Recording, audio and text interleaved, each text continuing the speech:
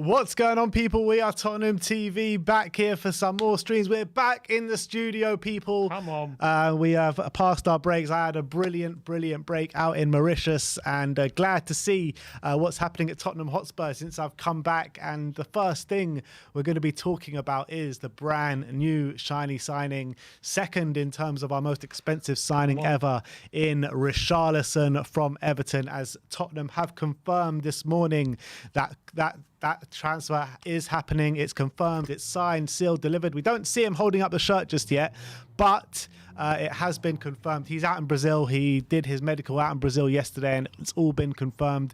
Don Paratici is doing his best efforts to make Tottenham into a challenger next season. And we're going to go and take a look at kind of what's been said on Twitter. We're going to look at the announcement that Tottenham have made as well. But I, for one, am very happy about this signing. It represents something like Richarlison coming in when we've got a Sonny, when we've got a Kane, when we've got a Kulusevski. For the first time ever since I can remember, Tottenham are signing players from a position of strength instead of a position of weakness. So yeah. I think it's an absolutely brilliant signing, and we're going to delve even deeper into why it's a brilliant signing. But let's go and have a look into the announcements that we've made. Yeah, so Spurs first of all teased the announcement with a pigeon on top of the cockle, which I thought was absolutely... I don't know how they saw that. Maybe it was just a stroke of luck. Could be photoshopped as well. Do you reckon it's photoshopped? I don't know. It's a decent Photoshop if it is. But look at that. Absolutely brilliant You stuff. know what they did? They probably just saw a pigeon on there like ages ago, and they're like, we know this picture will come in useful one day. Well, actually, I don't know if that is a pigeon even, but I think whatever. I thought it's it was a bird, that's for sure. Brilliant piece of... what's it called, teasing there from Spurs, and obviously an announcement was imminent once this was posted. I thought that was brilliant, and then the official announcement was actually in a video, which is here.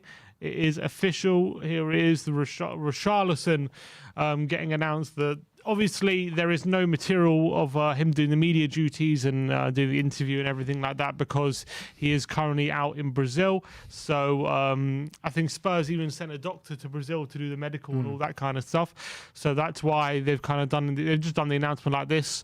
And I'm sure we'll get, when he's back in England, we'll get all the other stuff of him wearing a Spurs shirt and stuff like that. That's fine. Yeah, so there you have it. And then, obviously, there was this picture as well. We are delighted to announce the signing of Richarlison from Everton, subject to a work permit. Welcome, Richarlison 97. Absolutely brilliant stuff. I mean, you for one, you must feel like pretty vindicated at the moment, because like you've been banging on this Richarlison drum for ages. You put up that clip from the tier list yesterday, which we were having a bit of a debate. You were putting him in must sign. I was putting him in solid signing. I think I still stand by what I said in terms of putting him in solid signing, because I still think that he's not of the kind of level of Lautaro Martinez and the Bastonis of this world and that kind of stuff. But having said all that, to bring him in as an option in the squad, someone that can really give good competition for the players that we have there.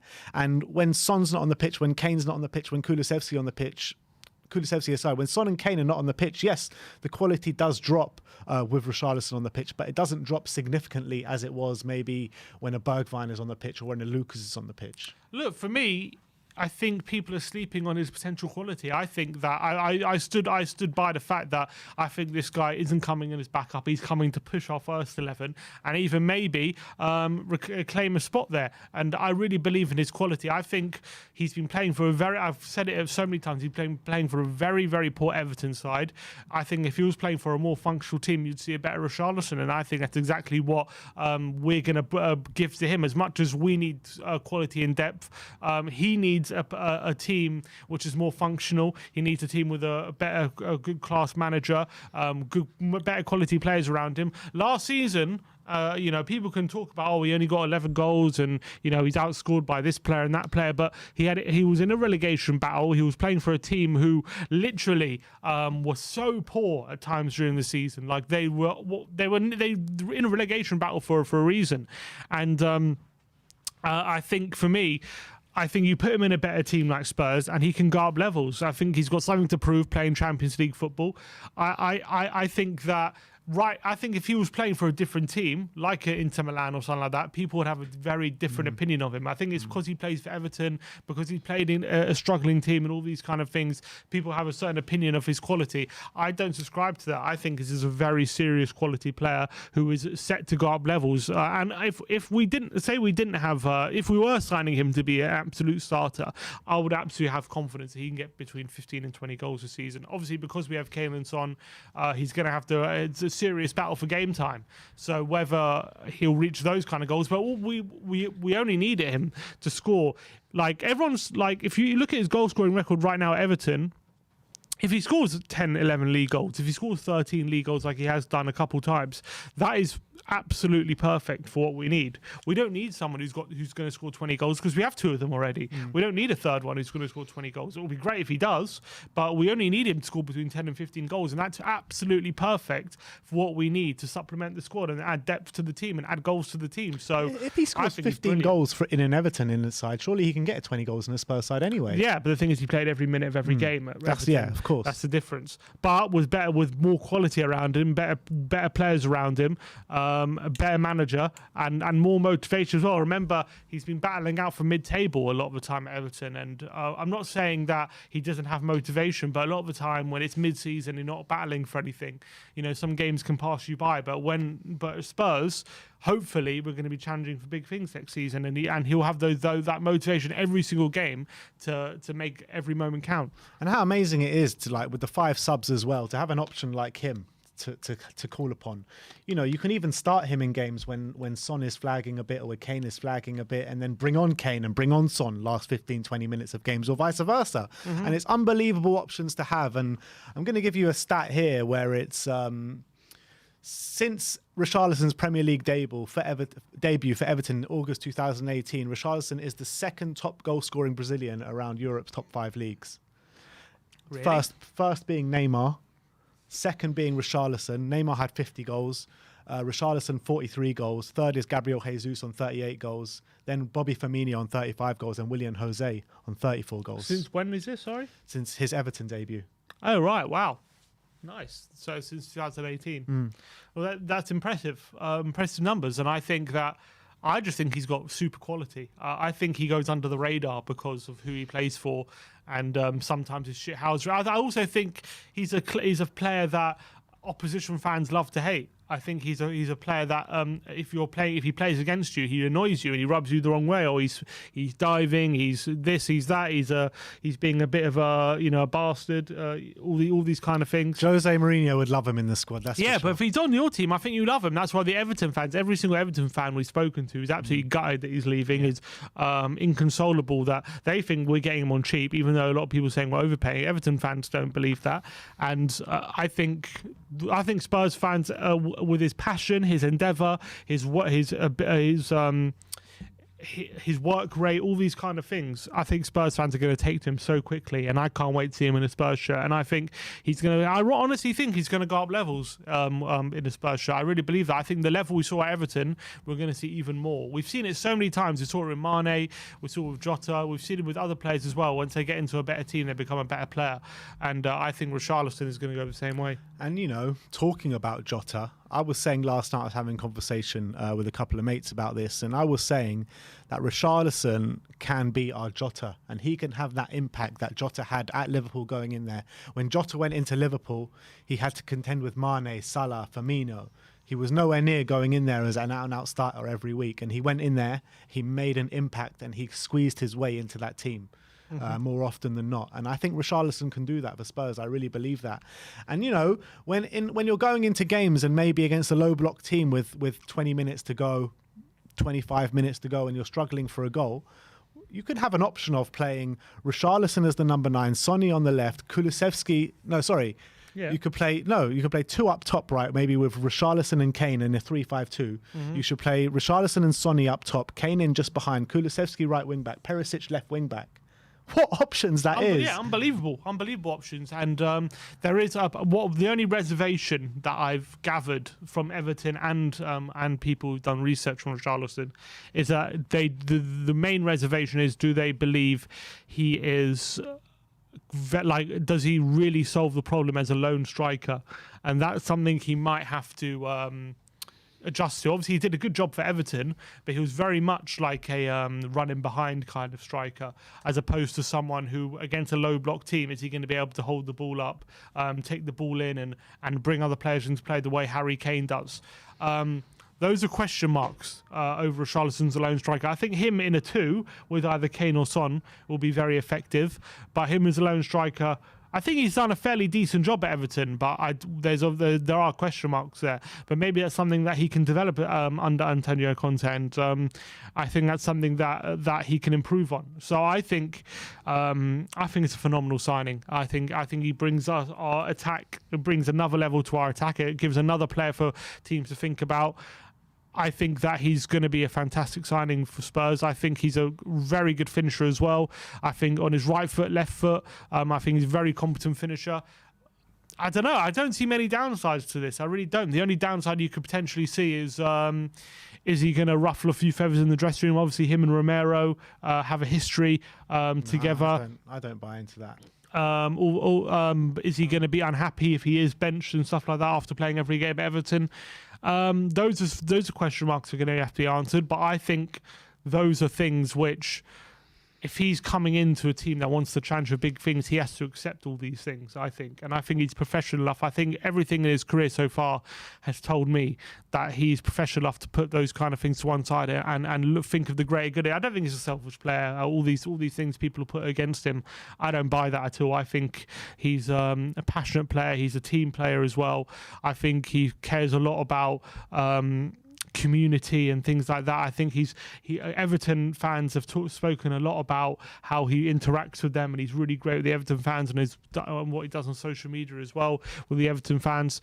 I think we not only have a great player, but we have a great person and a great character as well, and I think that goes under the radar because people talk about his shithousery and his attitude problems. I don't buy that at all. So look, I'm more than excited about this signing and what he could bring. And as I've said before, he signed with expectations of him being the player he has at Everton, but I think there's no doubt in my mind that halfway through the season, or by the end of the season, we're going to think of him as one of the first. We could very well think of him as one of the first names on the team sheet. Yeah, I really believe that. Well, it's very exciting times at Tottenham, and that is another signing through the door for Tottenham Hotspur, and more to come. And we've got some more news about some more incomings in a bit. But before we do, we've got a few more things to get through on the Richarlison thing. And the first thing we're going to get through is the Twitter reacting to Richarlison signing for Tottenham. So let's get into this, and everyone loves a bit of Twitter react. So let's see how Twitter's reacted to Tottenham completing the signing of Richarlison. This one is from Off the Grid. He says, in Richarlison, Spurs have probably the best fourth attacker in the league, rivaled by Jota. That's an extra 10 to 12 goals on top of Son and Kane. Not to mention he scores big goals in big games as well. Versatile too, and incredible signing. I think that's a good point because he has scored goals at Anfield. He has scored goals at the Etihad. He's scored goals against Arsenal and Man United on a regular basis. He scored goals against us. He does seem to step up I remember in the game Liverpool playing Everton in the Merseyside derby, and Everton were like awful at that time. Yet the first game, and he put on a brilliant assist for Demarai Gray out of nothing, outside of the boot, where Liverpool were flying high and Everton were like rock bottom, and he still was able to step up and provide something. But on this claim, Spurs now have the best fourth attacker in the league, rivaled by Jota. Who, if you go to every team in the league, their fourth best attacker, is any of them better than Richarlison? Well, Liverpool's is Jota, right? Yeah. So I do think Richarlison is a better player than Jota. Who's the next one? Man City. Who's their fourth striker? They got Haaland. They don't really have strikers. They got a Haaland, Grealish, Mahrez, Sterling. So I guess Sterling could be off. Looks like. Obviously Foden can play in the front line. Does Richarlison make it ahead of any of those? I think if Man City have Richarlison, I still think he sees minutes, and I still think he gets game time there. Yeah, I agree. I genuinely believe that, and I think that's the case for majority of the players that we've signed in this window. I'm going on a tangent a bit here, but I do think that Bissouma, Richarlison, Perisic, Who else have we signed? Basuma, Richarlison, Perisic. Forget Forster. Those three players, right?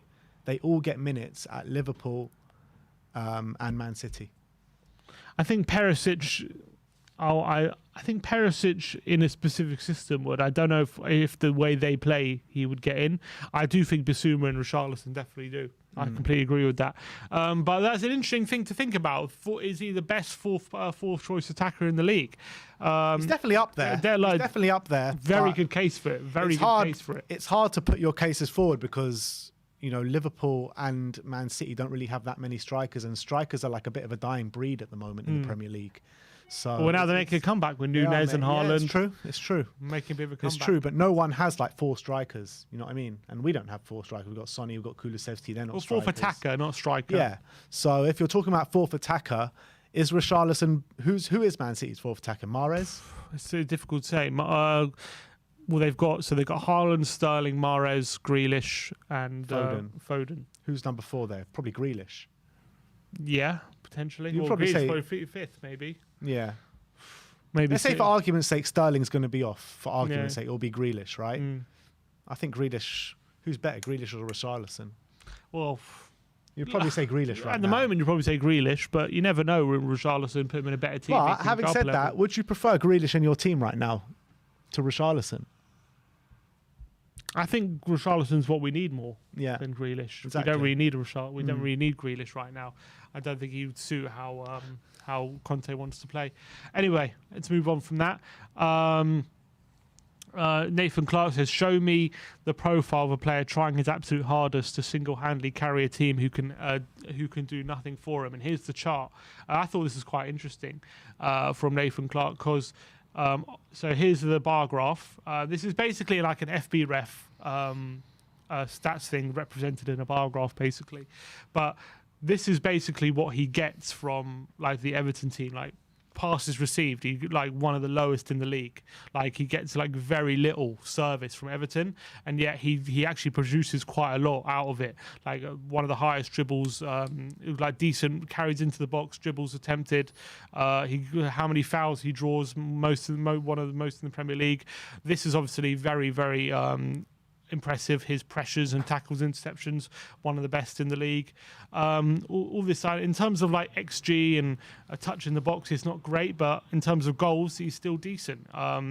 Probably was at the 7th. What's he not great at? Sorry, he's not great at when he gets passes received and all that kind of stuff. His XG isn't great. XG per shot isn't very good. What's his XA like? XA is also not great.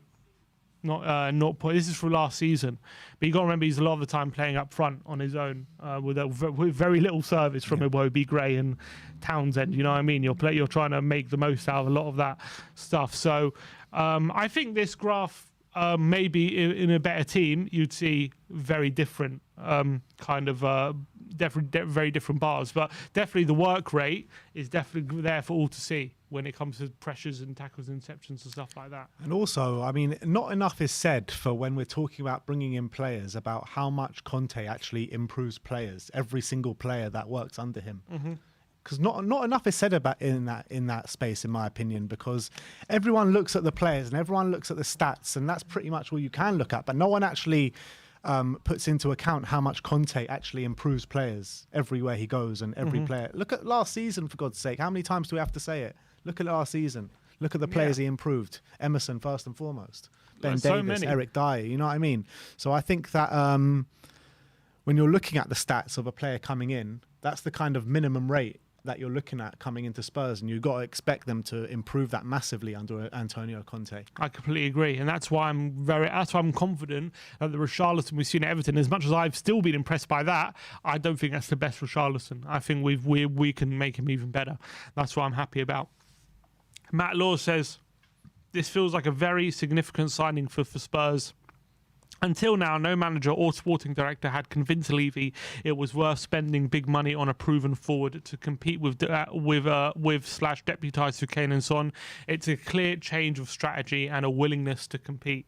You know, that's an absolute amazing point, because the fact of the matter is, before we've signed Richarlison, what attackers have we signed to supplement Kane and Son. We've had Ng, we've had Nkudu, Llorente, Vincent Janssen, all these players. And now this is the first time we're getting proven quality for good money to not just back up Kane and Son, but to push them and actually, make sure they don't rest on their laurels and make sure that if they... And also, it's also a case for me as well that Kane, I feel like when people talk about Kane being a player that he doesn't like being on the bench and all this kind of stuff, I feel like not only do we not like to sub him off because we don't have good options, I feel like he feels responsibility not to come off as well, because I think he feels that there's not good enough competition for him.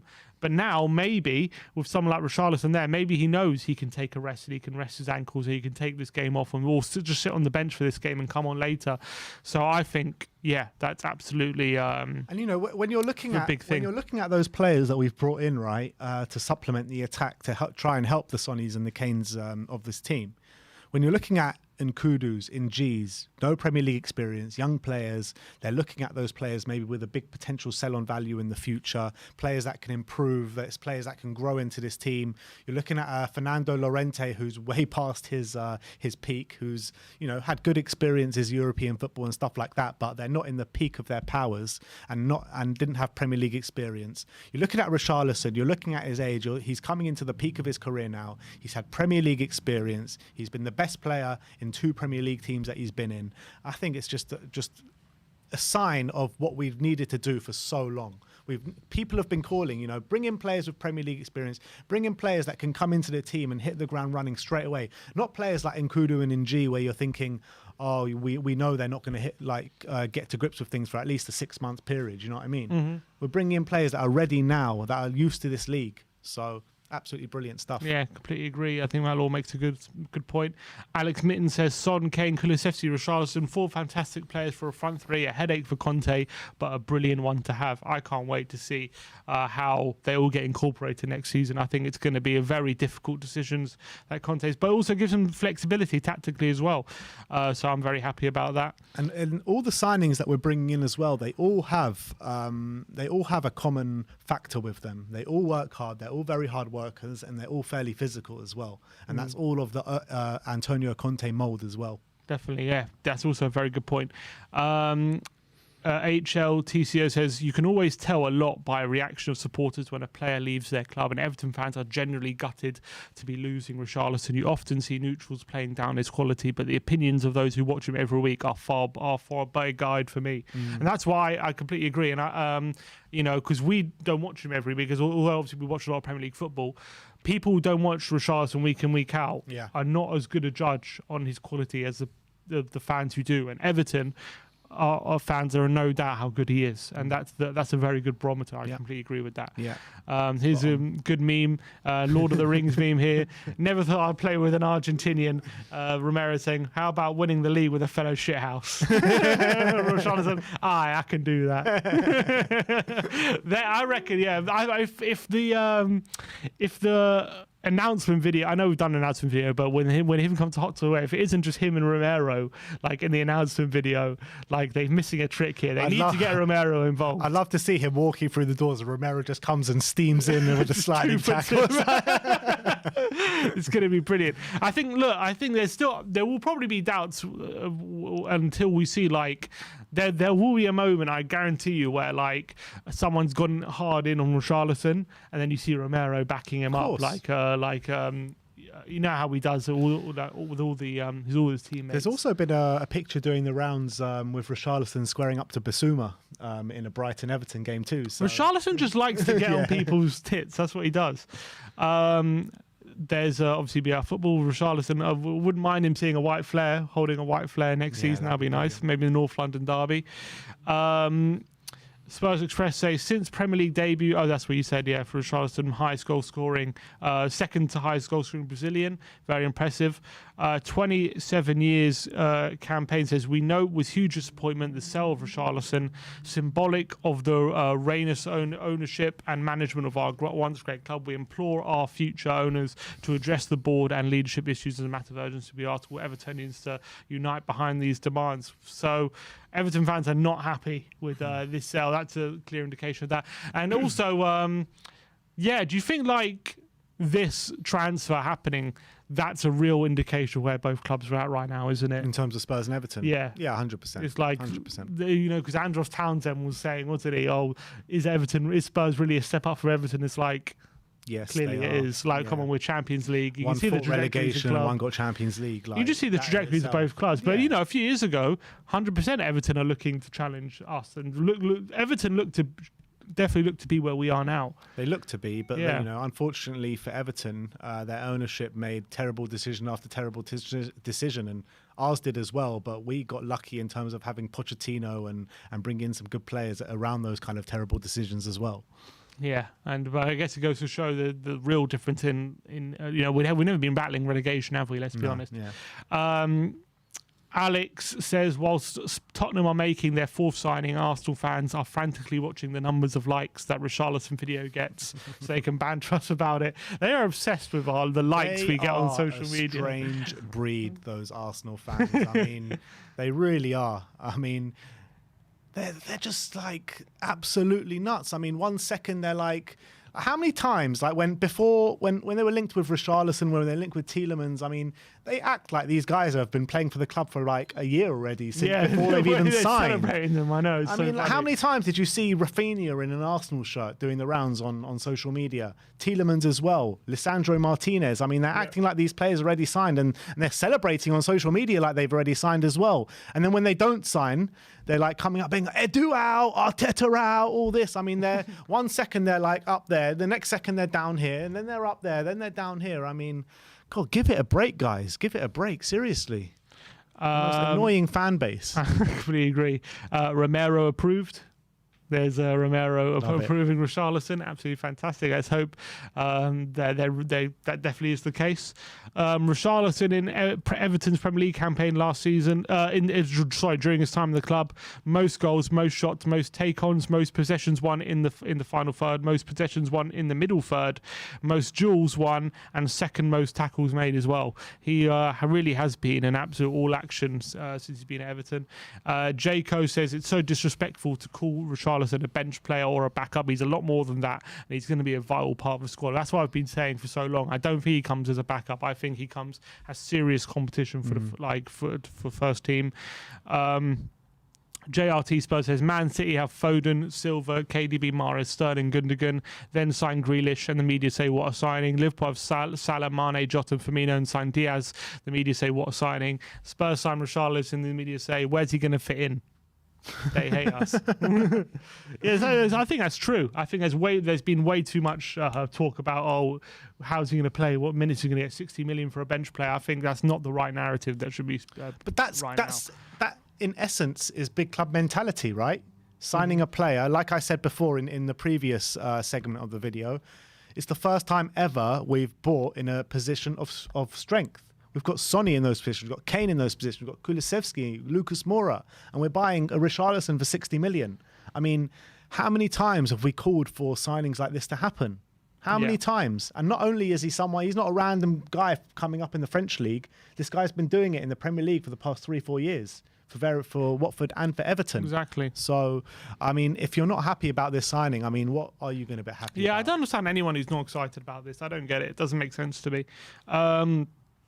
Guna Adam says Richarlison, Kane, Son, Kulusevski, Perisic, every single one starts for Arsenal, yet people will ignore this and say everything is fine as we have Eddie and Nketiah. Exactly. Finally, some Arsenal fans speaking some sense over here. Come on. You know what I mean? Like, it's so hard not to get excited as a Spurs fan when you see just our front line in general. And then you look at the midfield and you're thinking, wow, we got Bissouma in there, Bentancur, Højbjerg, unbelievable talents all over the pitch now. We just need to fine-tune the last little few areas of the pitch in the defence, the wing-back situation, and maybe one more in midfield, and you're looking at a really, really beefy squad with top quality all over the pitch. Yeah, mate, I'm super excited for next season. Luca THFC says Richarlison outscoring Jesus while being supplied by Iwobi and Fabian Delph. When Jesus has Mahrez and De Bruyne will never not be funny.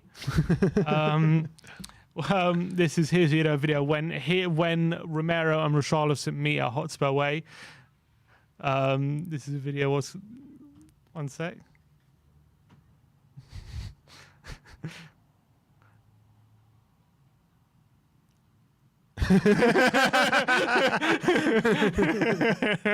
Absolutely brilliant. I think there is something to it. Like, I know they've been there's definitely been something personal between them, but I also feel like sometimes when two players hate each other like that, it's because they're so similar, if you know what I mean, because they're similar personalities. And although they clashed on separate teams, I think when they come together, they're going to be good friends. I really believe that. It was just a clash over one game. I think it's happened a couple of times, and apparently for internationals as well. Oh, really? On international stage as well? Okay, I didn't know the history. Yeah, apparently there's been some argy-bargy with that as well. Apparently there really is something personal between them. Right, so we'll see. We'll have to wait and see. I think that I can't get away from the fact that despite they've had their differences, being teammates, they're going to be good friends. I really believe that. All right. I might be wrong though. Look, that's not based on anything other than. I think I agree with you. Since Richarlison joined Everton, only 3 players in the Premier League have made 200 tackles and 200 take-ons. That's Richarlison, Kovacic, and Dwight McNeil. So all action there. Ahead of the curve says Basuma and Richarlison would walk straight into Arsenal's 11. Neither is assured of a place in the Spurs 11. The gulf between the two clubs is massive right now. Yeah, spot on. THFC contact. Contatici, okay, I think that's a mix between both. It says Højbjerg, Romero, Richarlison. This isn't the love ball lily whites anymore. This is Conte's high road hooligans. Teams are going to despise playing us. We're going to be so hard to play against. People are going to hate us, I think, next season. I genuinely believe, I was actually thinking about this a couple of days ago. I actually think next season we're going to be the most hated team in the league. 100%. People are not going to understand us, but I think Spurs are going to be. But we want to be the most hated team in the league. Under Pochettino, we're the most liked team in the league. Yeah. You know what I mean? Because we played lovely football. We were a nice team. No real bastards in that team. Now we've got a team absolutely full of them. And that was the key thing that Jose kept saying. And I think Conte has alluded to it as well. Yeah, I think he might be right. And Yido90 says, haven't seen a bad word from Everton or Brighton fans about Richarlison or Basuma. We've got a very good couple of players finally going out and getting big Prem proven players. I think that's spot on. Yeah. THF Michael, who's an Everton fan, says, I'll miss him, but to be honest, I'm really looking forward to watching Richarlison in a fully functioning side for once. From a side fighting relegation to one that could push all the way to the title, he'll be brilliant at Spurs and a move he thoroughly deserves. Sounds like well, Richie. He does. Sounds like a converted Spurs fan. But look, this is what I've been talking about. I think Everton's fans see as well that this is a player who's been making the most out of a bad situation and still making pretty good of it. But once he gets into a functioning team, I think he could fly. And that's it. That's it for now on how fans reacted to the Richarlison news. Fantastic stuff. But that's all for Twitter for now. All right. So that is how Twitter reacted to the signing of Richarlison. And now we've got a special guest to bring on for you today. He goes by the name of Pablo. He works for Barcelona Times, and he's going to come on Barca Times, and he's going to come on and speak to us about Clement Lenglet. As you know, it looks as though Spurs, Fabrizio Romano did say yesterday that Lenglet will be Spurs' next signing after Richarlison on loan. So let's get Pablo on to speak about Lenglet and see what he thinks about him. Pablo, how are you, my friend? Hey guys, how you doing? You all well? No. I can't hear him. 1 sec. You can't hear me, guys. You can be muted. Are you on mute, Pablo? I don't think so. You can hear him. Oh, 1 sec. We're not plugged in. It's our fault. It's our fault. 1 sec. You have to plug it in here. Plug it in. Get the wire. Oh. 1 sec, Pablo. We'll try this again. It says you're holding it. You're holding it.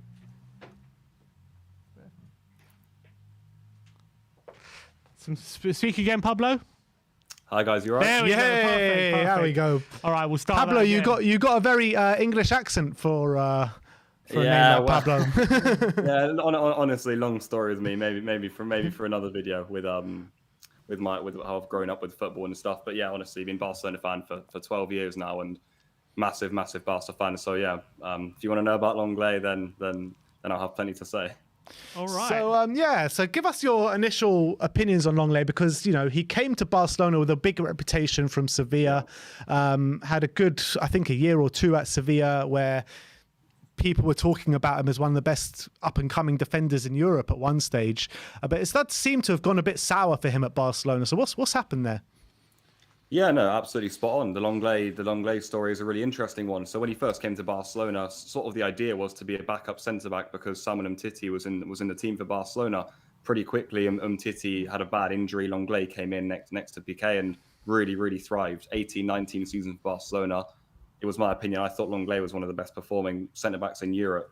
19-20 season, he'd established himself in Barcelona's first team. And I think all the fan base were kind of agreeing that, yeah, this is a really good player. Lenglet came in. He's very good at bringing the ball out the back. He was solid. He wasn't making many errors. Maybe the system under Valverde suited him more than some of the football Barcelona play nowadays. And with Lenglet, I mean, like you say, I mean, he hasn't got a great reputation right now. Maybe towards the end of the 1920 season, the Bayern Munich match maybe scarred him and a few players quite a lot, conceding that heavy amount of goals. And that wasn't pleasant, obviously. You go into the 2021 season, I think Lenglet started to become even more error-prone. Too many penalties given away, out of position, costly mistakes. And Barcelona fans were starting to think, here we go, Lenglet is slipping. And I mean, last season, he just wasn't in the team that much. He's just not in favour anymore for Barcelona. And the fact of the matter is, plenty of Barcelona fans will be happy to see Lenglet go this summer. They will. And that's not to say Lenglet is a bad player. I mean, you can see I've got him behind me back there, but I was a big fan of Lenglet. Honestly, I thought he was a class centre-back. I really did. But you have to be honest, Lenglet was very good for Barcelona, but of late he's been very poor, and he is full of mistakes right now. I think he can become a good centre-back, and I think, I'm a big fan of Antonio Conte as a manager, and I think he could do well for Spurs. But the fact of the matter is, in the Barcelona story, Lenglet has struggled of late. But we've seen it even, like, if you asked a Spurs fan a year ago what they thought of Eric Dyer and Ben Davies, we would have probably said very similar things. He's rubbish. We don't want him. Get rid of him. He's error prone. Maybe Lenglet, maybe a change of system and an arm around the shoulder could be exactly what he needs to get back to form. Do you think that could be the case? Yeah, well, I think that's what Spurs will be gambling on. I do. I mean, I'm aware that you guys may still be looking for another blockbuster centre-back, someone like a Bastoni or a Bremer. I'm close friends with a Spurs fan, so I talk a lot about Spurs transfers. So, I've seen you guys are looking for someone big. And then the Lenglet name came out, and I thought, oh, hang on a minute. Obviously, I think for Barca fans, it's good news. But I think you're right. I mean, you look at Ben Davies' performances at left centre-back under Conte, and I think it's been really impressive. Eric Dyer has also improved, I think. And I think generally Lenglet will have a better time at Spurs. And I think also he might need the change of atmosphere, because I know he enjoys playing for Barcelona, but he's not getting enough minutes right now. And it's clear the last two seasons his performances have dropped. And Conte's great at having a defensive structure and helping out defensive players. We've seen it. So I think Lenglet, if he's got cover around him, if he's in the right system, if he's in the right role, he could thrive for Spurs. Of course, as I say with any transfer, we'll have to see. But I imagine that's what Spurs and Conte and Paratici are hoping for. Yeah, look, Pablo, I'm not going to lie. I haven't seen much of him play, especially over the last couple of years. But what I have seen is kind of clips doing the round on social medias with the supreme ball-playing ability that Lenglet does kind of possess. But what other kind of strengths does he have in his armoury, and maybe where do his frailties lie? And is he physical enough for the Premier League? Well, yeah, you make a really good point. Lenglet is excellent at bringing the ball out the back. It's probably one of the main reasons Barcelona signed him. You kind of need that. He's very good at spraying the ball, very good at breaking lines, and that's why Barca loved him, why he got himself a spot in the France squad too. What else was Lenglet good at? What I really liked about Lenglet was how aggressive he was. So for Barcelona, again, you play very high up in the defence, so you need to really, clamp in on the strikers. We often play on the halfway line, which is also where Lenglet struggled running back. But he's very aggressive at getting into the back of strikers, or just anticipating a ball up to the striker and in them have come. Because when you get it wrong, you give away penalties, you give away free kicks, you lose your position. That's when Lenglet's errors have come in. But certainly 18-19, 19-20, when he was getting it spot on, it was really impressive to watch. So I say, along with his ball playing abilities, very aggressive and good at anticipating balls up to the forwards. There's been a bit of discussion among the Spurs fan base about where he will play in terms of will it be the centre-back role or the left centre-back role, what he's more suited to. From what you've seen, which role would you think he is more suited to? Because how Conte likes to play left centre-backs is he likes them to flurry forward when they can and get into the final third and help contribute in numbers to the forward line when they can. Do you think Lenglet could do that job, or would he be better just suited to how Eric Dyer plays, where he just sits in the middle of a back three, spraying passes around and doesn't have to move around too much? Yeah, it's a really hard one that because I thought about it a lot. When I first heard of the rumor, I instantly thought Longley will go at left centre back just because left-footed, and he is quite good at bringing the ball at the back. He can progress with the ball and make those incisive passes into the final third. So I think Conte will try that, but I also think about it and think like you said in that Eric Dyer role. Longley isn't the paciest player, so he can be quite protected in there. His passing range is very good. I think that could work for him. But I suppose it would also depend if Spurs sign another centre back this summer, and we'll have to see. Who does Conte prefer to take out? If not, is it Dyer or is it Davies? Look, if I had to pick one off the top of my head, I would go left centre back just because I think it's more natural for him. But let's see, like you say, if Conte wants speed and getting up and down and sort of helping out with the attack, then he may look to shift Longley to the centre. It could be an interesting one. I mean, I for one, I wasn't very excited when Longley was first kind of linked to Tottenham, but I think the more I watch of him, the more I hear of him, the stats that I see from him as well. I mean, Sim did a really good statistical analysis video comparing him to different targets and stuff like that. I'm more warming to maybe the idea of Longley coming in. Do you think that this signing is going to be a success?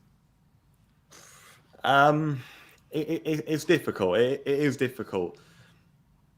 I think a lot of people would immediately say no because of Longley's last few seasons. However, I think with what we've spoken about, the fact that I think there is a good defender in Longley and Antonio Conte's system, I think Spurs could potentially be getting a deal that, surprises a few people. I've seen a few people on Twitter saying, let's not judge him until he arrives. And I'd probably recommend that to all the Spurs fans because I honestly feel, it's like I said, I feel like when Longley's at the top of his game, he can be one of the best defenders. I really do feel that he's got all the traits for it. So it depends. It's hard to say now. And I think if you ask Barcelona fans, most of them, is Longley going to be a good player for us guys? Then a lot of them would find it hard to say, yeah, he's going to be brilliant just because of the last few seasons. The fact is he has struggled. Barca fans would like him to be sold this summer. So I can't sit here and just lie to you guys and say you're getting an incredible centre-back.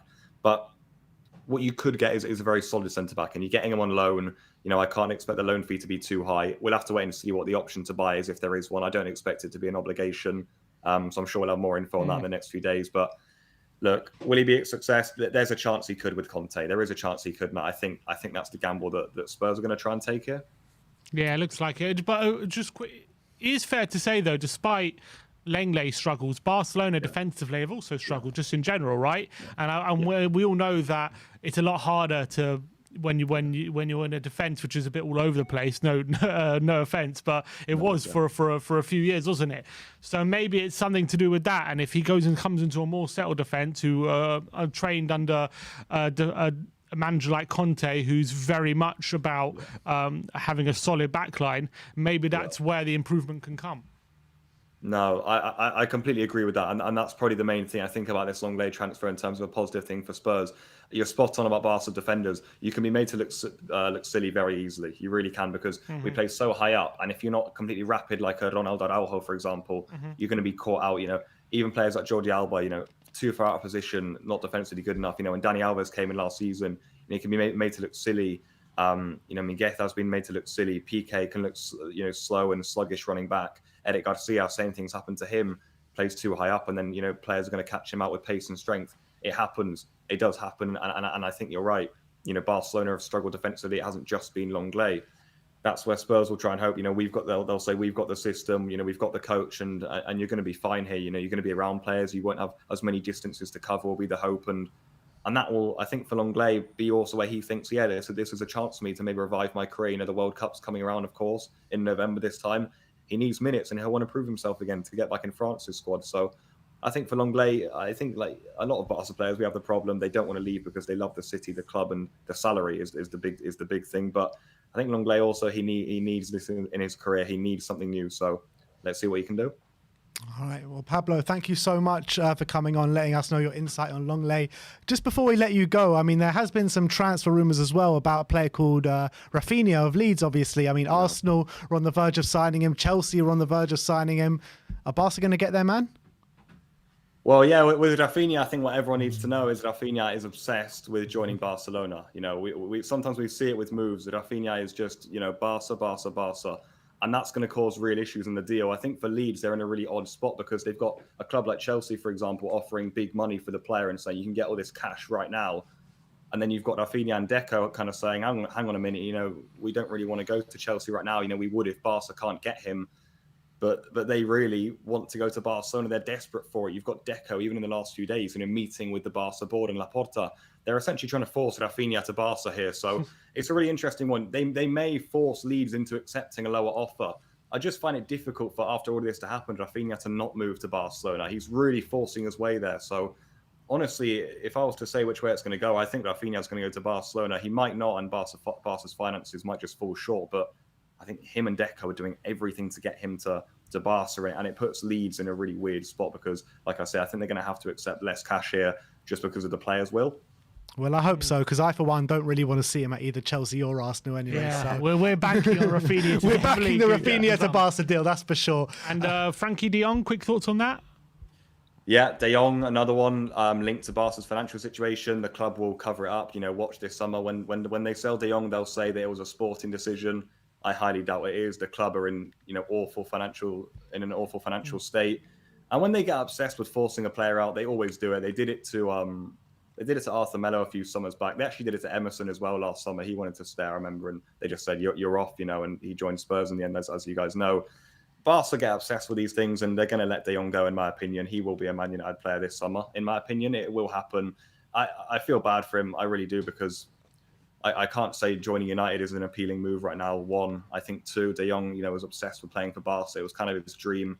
And it's just sad to see a player get forced out. And also it's sad for us as Barca fans because, we're losing another top talent in Europe for, in my opinion, not an incredible fee. I think we're looking at 65 million euros. It's like 57 million pounds. This is nothing. It's what you guys have paid for Richarlison, top player in my opinion. But we're looking at Frankie de Jong here, who's meant to be one of the talents of Europe. So it's tough for Barca. It is tough. And what Barca are hoping for is, to approve some of these levers to get some cash in. Then they're hoping to move on some players on the salary bill and squad space, and then they can see if they can make some big signings like Lewandowski or Jules Koundé or something. But De Jong, if you had to ask my thoughts, I think they're going to force him out and that he'll join United. Look, I keep saying just before we let you go, but I do have just one final question. You mentioned Emerson Royal there, so I have to ask you about Emerson Royal. I have to, because there's been a lot of talk about Emerson Royal. First of all, leaving the club this summer. When Spurs signed him, there was these reports online saying that Barcelona hierarchy were laughing at Tottenham for spending so much money on Emerson Royal. I mean, he's had a tough time at Spurs. He did pick it up a bit towards the end of the season and went on a good run to help us secure that top four. But in your personal opinion, do you think Emerson has enough to cut it in the Premier League? Where do you think he'll end up staying at Spurs? Well, it's another weird one because Emerson performed really well at Real Betis on loan from Barcelona, and kind of all the Barca fans, me included, said, well, let's keep this guy because we need a good right back. We want to have competition for Dest. We want to get to the top of Europe again. Let's have a solid squad. So everyone wanted to keep Emerson. I remember when he was sold to Spurs, I was thinking, there we go again, just weakening the squad for no reason. And then he rocked up at Spurs, and I remember seeing the reports of the Barca officials laughing, and I thought, bit weird. It wasn't a huge transfer fee, and I would have preferred to keep Emerson, but okay.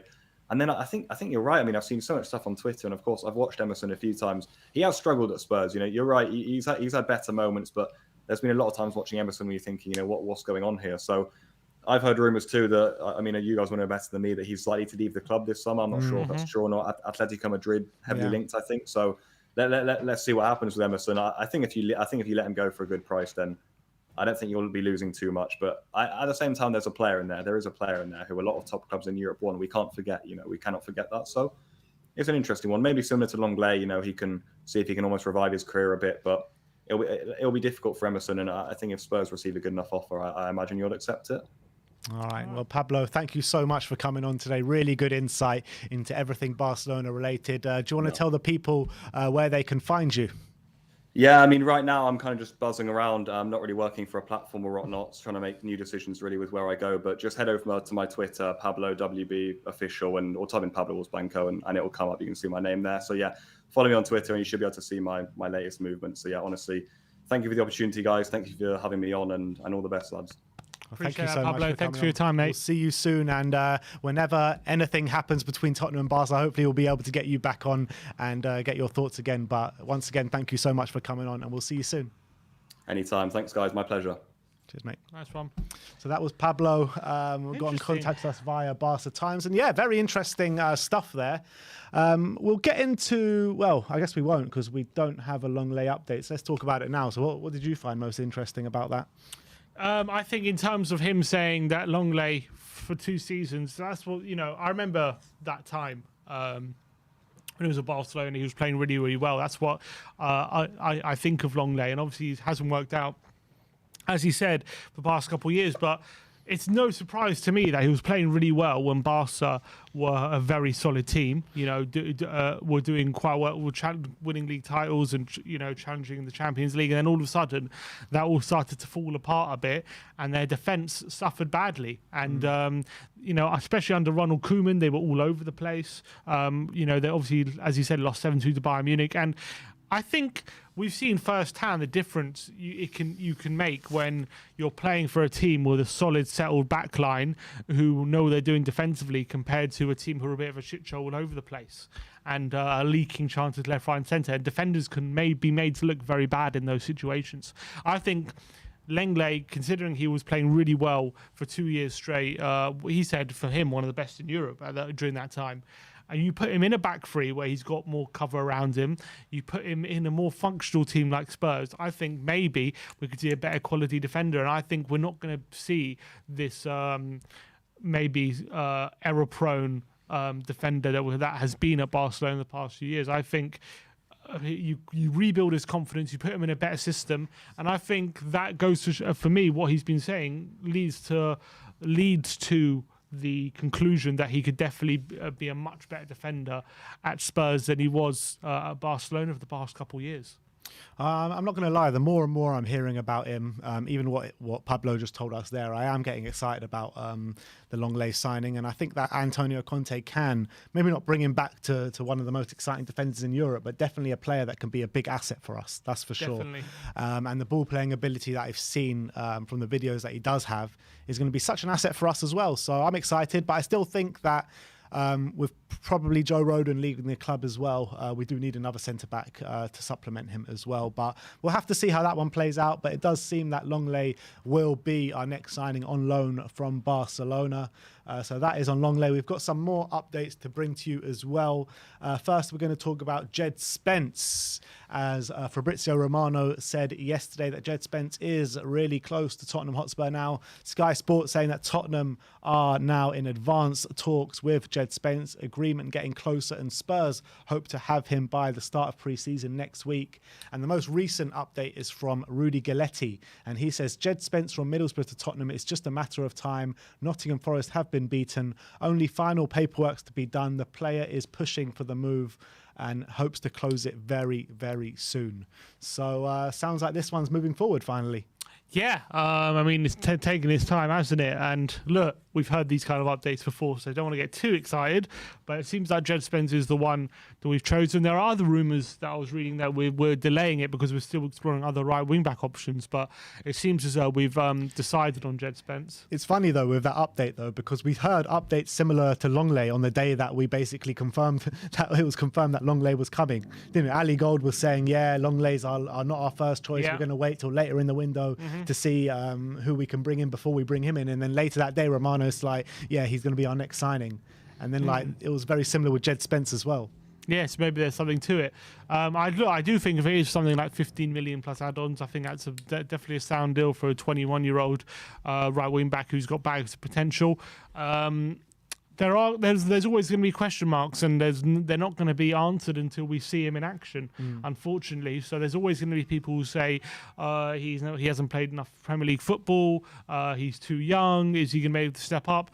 And those are all valid concerns, and there's nothing you can say really until he's playing regularly for Tottenham to really get the answers. All we know is that he definitely has a lot of talent. We know that. He definitely, in terms of how he plays, he definitely would suit Antonio Conte, the way he gets forward and takes people on and gets in the box as well. Those are all very positive things about the way Jed Spence plays. But does this signing leave more questions than answers? You could very well say yes.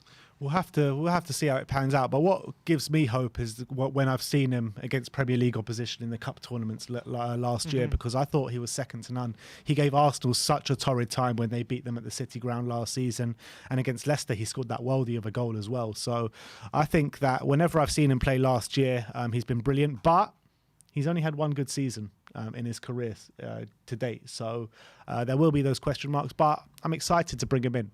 I really am excited to bring him in. And if we bring him in and have Spence and Doherty as our two right wing backs going into next season, are you happy with that? I mean, I think they're two good options. I don't think they're two options that are title winning options. But then again, you would have said the same about Moses. So who knows? With Spence, I think a crucial thing is if we get him in before pre-season, get a full pre-season of him under Conte, then maybe it'll ease him into getting used to playing Premier League football and stuff. If he was like a deadline day signing and, he has to play catch up and all these things and, he doesn't quite get used to everything until midway through the season, that would be definitely count against him. But the fact we're getting him in before pre-season will definitely help a lot. So maybe he could be ready to play come the start of the season. All right. Let's move on and let's talk about Harry Winks. We got the Everton ITK El Bobble, who's been absolutely spot on with stuff recently on Twitter. Respect the bubble. Exactly, respect the bubble. And he says, despite reports, Tottenham and Everton are set to have one final meeting today over Winks, with the stumbling block being Everton do not want an obligation in the deal. Mark Douglas says that Harry Winks will not be signing for Everton. Frank Lampard is said to have done extensive due diligence on the midfielder and has decided against the move. We were definitely hoping they weren't going to do that. Well, let's get the deal done. Oh, you don't have to look into it. You know what they should do? They just said, Frank Lampard, your old videos and your old opinions on Winks. And then, exactly, that's what they should have done. It's like, here's a file on all the... I don't have to look at that. Just sign him. Just sign the contract. Don't worry, it's all good. Like maybe Lampard, because we all know that Winks has that injury problem, doesn't he? Which hasn't gone away. In fact, you can even probably pinpoint his downfall to that moment where he had that injury, didn't he? Because we knew that he said himself it's something he's going to have to manage, and he's got ankle problems, and he's never really going to fully recover from it. Pochettino said it's something he's going to have with the rest of his career, and that is something that's that I'm not saying everything, all his pitfalls can be down to that. But that's definitely something you can point to say that's when he really started to decline. And maybe that's something they've noticed, Everton, and think, is it worth taking the punt on him? The good news is on that is that there are still a lot of other clubs interested in him, so apparently. So maybe he will still find somewhere to go. But it seems like Everton have decided against signing him. And I said to Connor yesterday, I said to him, Connor, who's the Everton fan, he said, I said, hopefully you start making better decisions in the transfer market, and by evidence of you rejecting Winks, maybe that's evidence of you making better decisions in the transfer market. So maybe that's something to cling on to. But look, I do believe you put him in a different team who suit him better, he could probably do a good job for you. I just do question whether he's ever going to get back to the level he was before that injury, where he was taking on, Madrid and, coming out on top and stuff like that. I don't know. But hopefully he finds some solution for him. And talking of Winks and other clubs being interested in him, a chap called Guards44 on Twitter, I do believe he has some sort of inside knowledge. I'm not sure how extensive it is, but he says that Spurs talking to Leicester about Tielemans with Winks going the other way. What a deal that would be. Both players interested in the move as well. And also George Bannister actually quote tweeted it and said that Spurs now actively exploring a move for Tielemans as a midfield option, having gone quiet on him earlier in the summer. And actually, Paul O'Keefe responded to that tweet, and he said Spurs looking at many options right now.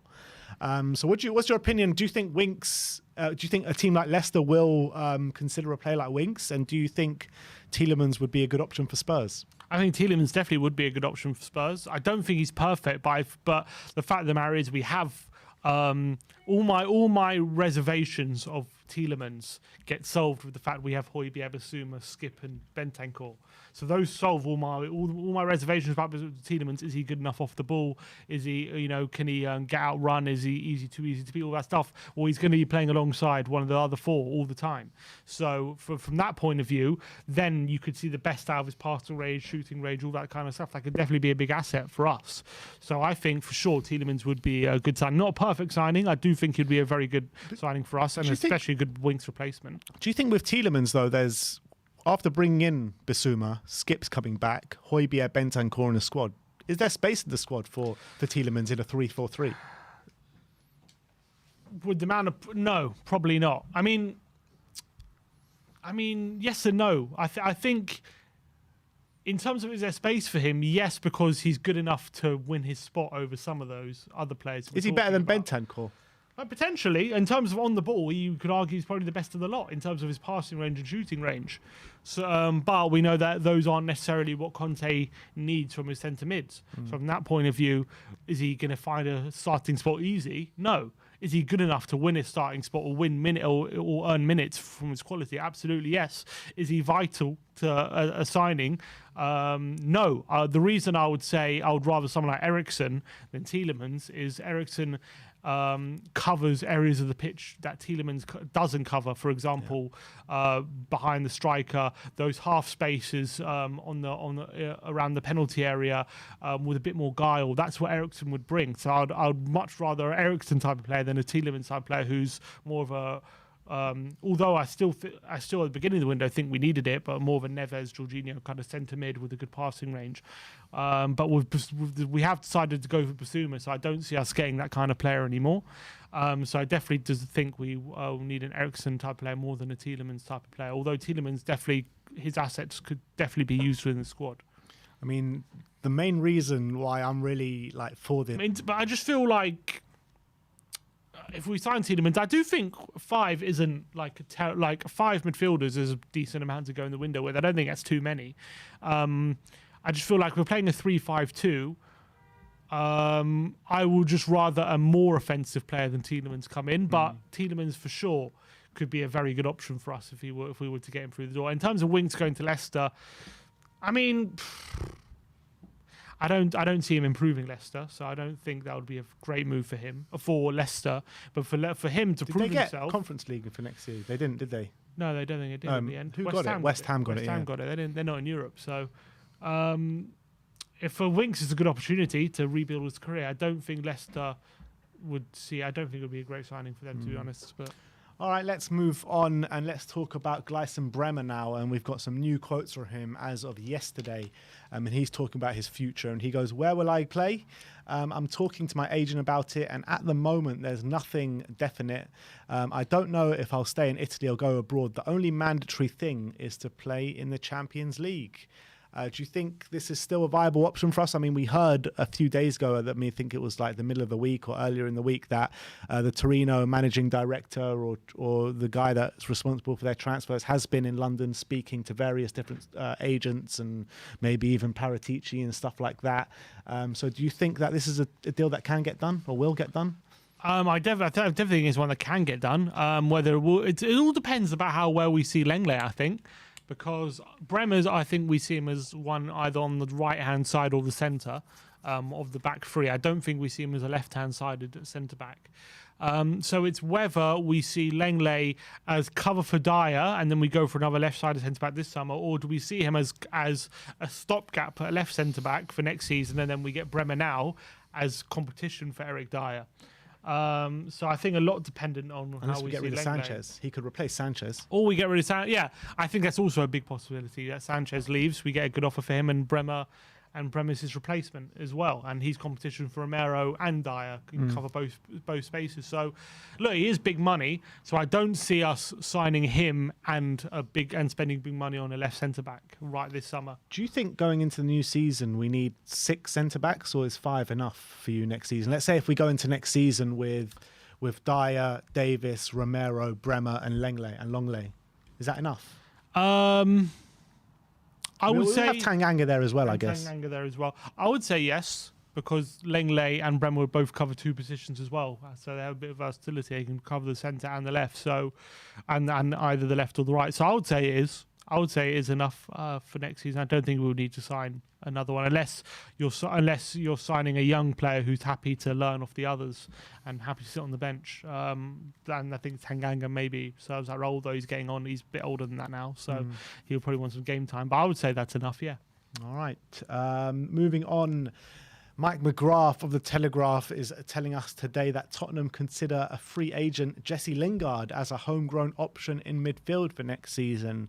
Struggle to see where he fits in now. I mean, when these rumours first came up, I think it was under Jose Mourinho. I was kind of for it because, you know, we didn't have much going for us at that time and we had holes in the squad. But after bringing in Richarlison, we got Kulusevski now. Can't really see where he fits in, to be honest. He just started a TikTok as well. You know what I mean? I don't want that. No, honestly, he's more. He's like, I feel like he's more focused on other things. Football's not his priority right now.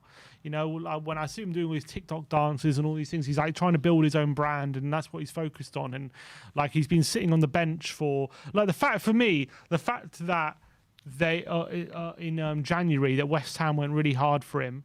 And they couldn't get a deal done for one reason or another. Like, I don't know whether he was not willing to take a pay cut or something. Or like, I feel like if his concentration I thought Ollie didn't want to sell. I thought that was the situation. It wasn't Ollie. It was Rangnick, wasn't it? Oh, was it Rangnick? Rangnick didn't want him.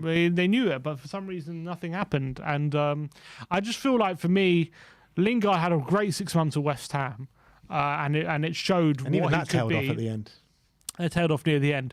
I feel like football's not his priority right now. I feel like is he really doing everything to make sure that is he really doing everything right now?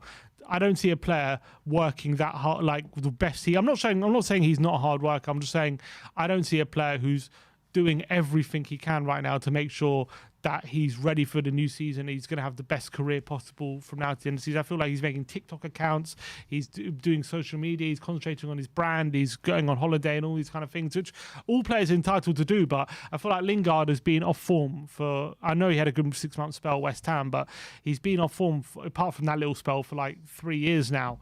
And I feel like when players are concentrating too much on these other things, it can it's like Rashford as well. It's like I know he's doing great stuff, but like is he taking his eye off the ball on his footballing side? That's why he's not doing so well on the pitch. And I think Lingard could be the same. So for me, I wouldn't be too interested in bringing him right now. Yeah, I can't really see the kind of thing that I don't think Jesse Lingard's like an Antonio Conte player at all, by any stretch of the imagination. And I think if Jesse Lingard was to come in, that would definitely stink of maybe a Daniel Levy deal or something like that. But I can't see Antonio Conte wanting him at all.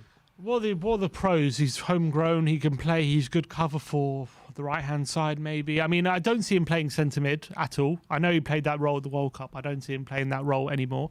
So he has to be in one of the front three positions. And, you know, if you're on the bench and you either bring on Lingard or Lucas, who you bring on? Probably Lucas. Like, I wouldn't want to bring on Lingard. So then maybe he plays what we think the role Eriksen could potentially play. Maybe he plays that kind of role, but he doesn't play it as well as Eriksen does. So I don't know. It doesn't really interest me, this one. Yeah, I completely agree. And last but not least, we've got an Emerson Royal. Well, not directly linked to Emerson Royal, but Atletico Madrid have confirmed the departure of their right-back Siem Versailles. A couple of days of Emerson Royal being heavily linked to Atletico Madrid. Do you think there's something in that? Well, potentially. We know they've made an offer, according to Sky Sports anyway, which Tottenham apparently rejected. So I don't know whether apparently we want a permanent, they want a loan with an option to buy one of those deals. Emerson's agent is saying that Emerson is still number one option at Tottenham for the right wing back spot. That's because he is number one option, because Doherty's still not completely fit yet, and Emerson's our only right wing back in the team. Emerson's done a tweet though welcoming Richarlison to Tottenham. I wouldn't be surprised if Emerson does want to stay. You know, he's probably happy here. Seems like he does. He says himself, didn't he, that he's got. He wants to make history at Tottenham. He said he's got Lucas here now. He's got Richarlison here. So I think he probably believes he could make a success of himself. It just depends on us how either desperate we want to get rid of him, and what kind of deal that's acceptable for us for him, and whether he's prepared to leave. A lot of question marks. But with Atletico letting Salco leave, and they've obviously let Trippier leave in January, they're definitely on the lookout for a right wing back. So definitely something to look out for. Yeah, Absolutely. So we'll have to see how that one plays out. But, something tells me that our business is nowhere near done as per yet. I mean, we are 1st of July now, and we've got, 4 or 5 confirmed signings now through the door with Lenglet and Jed Spence apparently to come as well in the coming days. And Mateo Morata apparently just tweeted saying that Lenglet in the final details of the deal now. All right. So come on, Lenglet about to sign apparently. We've got a few super chats to get through. The other ones have vanished, but I got one here from and he says the boys are back in town. Nice tan, Ben. Number 2 Lingard. I'm not sure what that means, but Danny, what do you rate the transfer window if it's right now, 1st of July? That's what I want to know. Don't get Danny started. That's what I want to know, Danny. What do you rate the transfer window right now? There was a super chat from Brandon Troll. I've lost it. But he said, should we be looking at bringing in Artem Dzyuba on a free? Artem Dzyuba, the Russian striker. I mean, I can't see him playing too much if he does come in. I wouldn't mind another physical getting striker. on a bit as well, isn't he? How old is he? Dzyuba, he must be in his 30s. Dzyuba, and I mean, I wouldn't mind another physical striker through the door. He's 33 now. No, I don't think Dzyuba's the one. As much as I think he's decent. What about Belotti? Apparently he's not Belotti. Belotti's apparently not renewing his contract. Yeah, he's been released. I think he could be a decent signing, but it's whether at this point of his career is he ready to come and play proper second fiddle to Kane. It's not like Richarlison where he could potentially, like this Belotti's coming in your second fiddle to Kane. There's no two ways about it. And at 28, he's been playing. He's obviously been a great player for Torino over the years. But maybe I don't know whether he wants to step up or whether he's happy to just fight for game time. I think I wouldn't mind him as a second striker on a free. I think he could be a good signing, but I don't know whether it's right for him or not. We'll have to wait and see. But let's move on and let's get some guests and see what their thoughts are on the current transfer window at the moment. And starting off with a return to the channel who I haven't spoken to in a while now, Dan. THFC with his Kane and Spurs 100 top behind him. Dan, how you doing, brother? Doing good. I've been doing the chicken dance around my house for the last. Have you the pigeon dance? Let's go on. Show it to us. Brilliant stuff. How excited does this Richarlison signing get you? Really excited. I mean, it just shows you the level between how we are in North London right now. We signed the starter for Brazil as our backup, and Arsenal signed a backup for Brazil as their starter. So not only their starter, but their star man, marquee signing. Yeah, there's obviously a power shift in North London. Yeah, absolutely. That was a while ago. But look, how excited are you then about Richarlison, and what do you think he could bring to Spurs?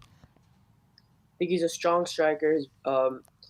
He can control the ball very well. His finishing leaves a little bit to be desired. I think the price, you could argue that it's a hefty fee, but listen, we got the man that Conte wanted. Conte is a magic man, and he has a crazy power of improving players. So I just can't wait to see how Richarlison plays next season. I think any player that we sign, we can expect their numbers to go up next season under Antonio Conte. I was saying before that I actually think that Richarlison can have like a Jota impact for us and that kind of style impact. Do you feel the same way? Yeah, 100%. I mean, to have him, I know a lot of people don't like to use the term as backup striker, but for me, I don't think the term backup striker is anything offensive. I think it's actually when you're not the starting striker, and that's what he is, in my opinion. I think he will get a lot of minutes, and I think he will make a big influence like Diego Jota. Some other players that I want to talk to you about. First of all, let's talk about Clement Lenglet of Barcelona. It's been heavily rumoured that we are about to sign him on loan. What's your feelings towards Lenglet as a player and as a signing for Spurs? Yeah, I've talked to a few Barcelona fans over the last few weeks over him, but I think the feeling is that he's a great passer of the ball, and that is something that we need and we could benefit of, because the way that we play. You look at Christian Romero, he's calm on the ball. He can play a brilliant pass into Harry Kane. And that what I've seen from him and what I've seen of a few clips, I know you can't take too much into consideration with the clips because it's making the player look good. You could also make the player look bad with clips. But what I've heard is that he's fallen out with Barcelona the last few years. He's made some dumb mistakes. But I think with Antonio Conte, again, it's a player that can improve. And I'm not sure why Spurs fans are so negative about it. As well, it's a loan, so if it doesn't work out, it's not like we've paid 20 million for center back that we're stuck with, and it's going to be a bad influence in the locker room like a Tanguy Ndombele or Giovanni Lo Celso or something like that. Yeah, and do you think maybe you put him in a more settled back line, you put him in a more solid defensive structure than he has been at Barcelona over the past couple of years? Maybe we'll see a different Longley. Yeah, well, what I've also seen confuses me because this transfer window news is just honestly it's mind-boggling. Yeah. Alistair Gold has said a few days ago that Lenglet is coming in to play backup, but a few days ago I heard Antonio Conte say that there was no starting 11 yet, and anybody could start, anybody could be in the backup. There was no plans for the starting 11. It's just everything is like completely different. It's like every single time a transfer rumor comes out, it's like each one is in a different world. It's so confusing. Yeah, really is. I mean, how excited are you as a Spurs fan right now with what's going on at the football club? I haven't been this excited ever, like since we lost the Champions League final. But the season after that, I was thinking we were gonna go big. I haven't been this excited since then. And honestly, to see Daniel Levy doing this, I think Brian Daigle did something to Levy as time as London. I'm not sure what is going on with Daniel Levy at the moment. Paratici is doing his job. Listen, a lot of people are saying that Daniel Levy's not doing anything, but what Daniel Levy is not doing anything, that is something. Because the last 2 years, we've asked Daniel Levy to get his hands out of the transfer market, and he's finally done that. And look at the rewards that we're getting now. Look at the rewards. It's absolutely brilliant. It really is. And, you know, with the signings that have been confirmed, you've got Richarlison, we got Perisic, we got Bissouma, and we got Fraser Forster. Out of those 4 signings, who are you most excited about so far?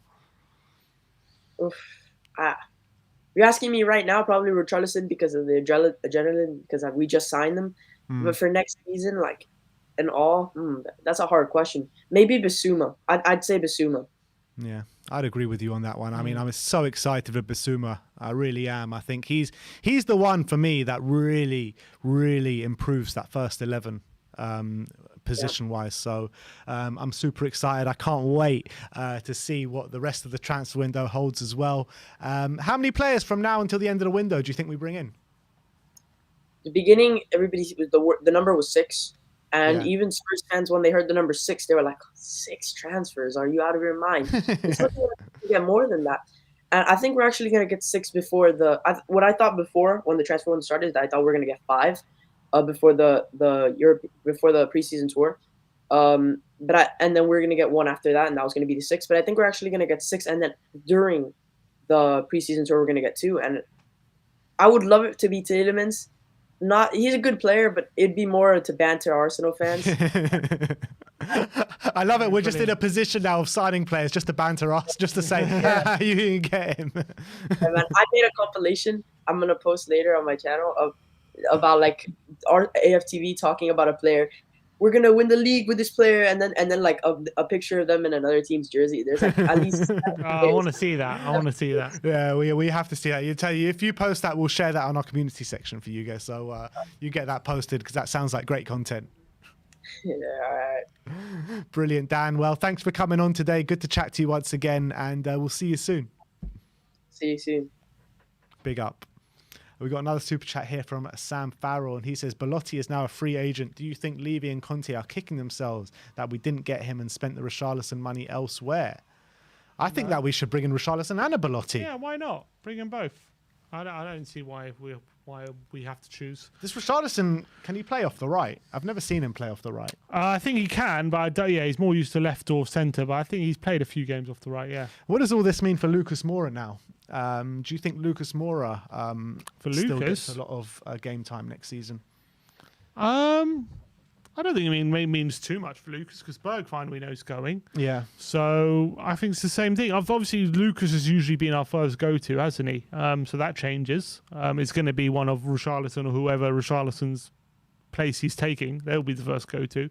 But I still think Lucas gets game time. But what I'm saying is that Bergwijn hardly got any game time last season, and Lucas will be kind of relegated to the kind of Bergwijn. Yeah, but we've got more games. Yeah, that's also true. We've got more games, so I expect more. I expect him to play Maybe not as much as he did last season, but I do expect him to have game time.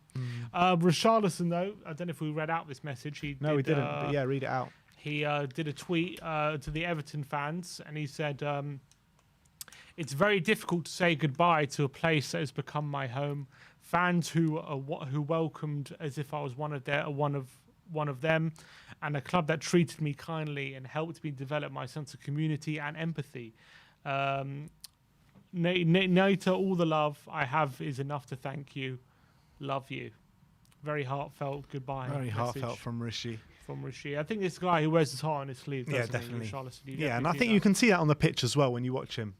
You see, there's a video as well when he was, I think, him surrounded by all his family, waiting to see if he get called up to the Brazilian national team. No, I haven't seen that. Brilliant video, and then his name comes up. They all start going crazy.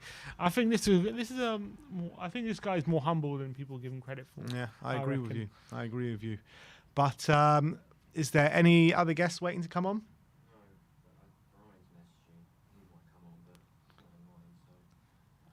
Brian, if you're going to come on, you better come on because we got no more guests waiting for us. But anything else that you want to cover today? No, not specifically. We've covered most of the topics. Nothing breaking right now. But obviously Lenglet and Spence will be on hand if anything happens there. It looks like things are moving along with those two deals. Yeah, so I guess that if any other news breaks, you know where to catch it first. We are back now and ready to rumble for the rest of the transfer window, building up for the season. And yeah, pre-season starts in just under 2 weeks now. So the watch-alongs are coming back to the channel, guys. I can't wait to cover those games for you and seeing our new signings on your screens. Obviously, I mean, unfortunately, we won't be making it out to South Korea, but we will be out there in Israel for the Roma friendly. So quite excited about that. So you'll be having me and Sim on the watch-alongs for the South Korean friendlies, which is going to be some good, a good crack, that's for sure. But yeah, just thank you everyone for watching today. Like, subscribe, and comment. And as always, come on, you Spurs.